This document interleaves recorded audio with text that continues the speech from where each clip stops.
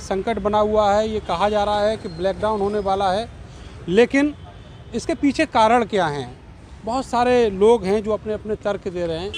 हमारे साथ हमारे सीनियर पत्रकार राशिद भाई हैं।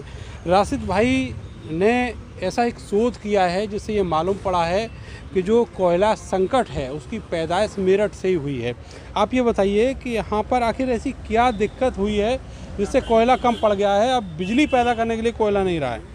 देखिए, दिक्कतें तो बहुत सारी हैं। अब जब कोयले जो भी चीज़ महंगी होती है या शहर से गायब होने वाली होती है, उसका कहीं ना कहीं पहले स्टॉक कर लिया जाता है।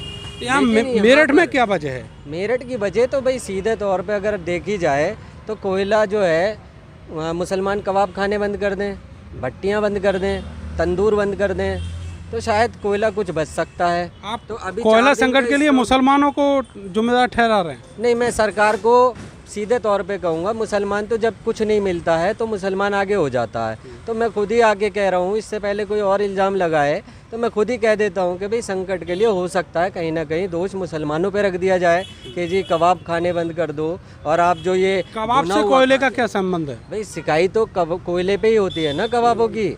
अब यूँ तो संबंध पंखे का भी है, क्योंकि पंखा नहीं चलेगा तो कोयला कैसे चलेगा।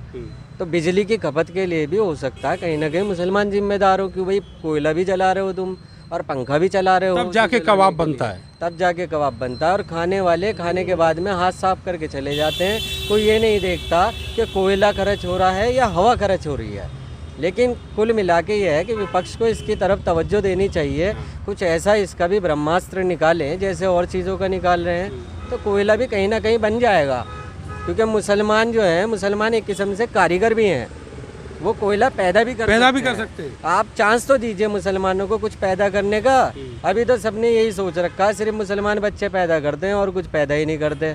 तो बहुत चीज़ें पैदा कर सकते हैं, सरकार को चाहिए कि मुसलमानों को आगे करें। बहुत बहुत शुक्रिया। राशिद भाई ने इतना बढ़िया तर्क दिया है कि जो बिजली संकट है वो देश का मुसलमान ख़त्म कर सकता है, और उसके लिए जो तरकीब बताई है इन्होंने